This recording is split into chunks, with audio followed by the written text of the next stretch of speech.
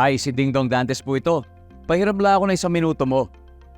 I know aware kang kailangan mong takpan ang ilong at bibig mo gamit ang dust mask kapag may pumutok na bulkan.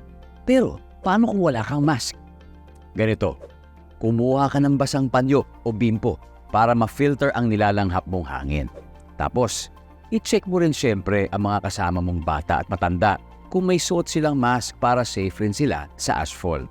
O tandaan mo lagi yan kasi #panatag ang may alam.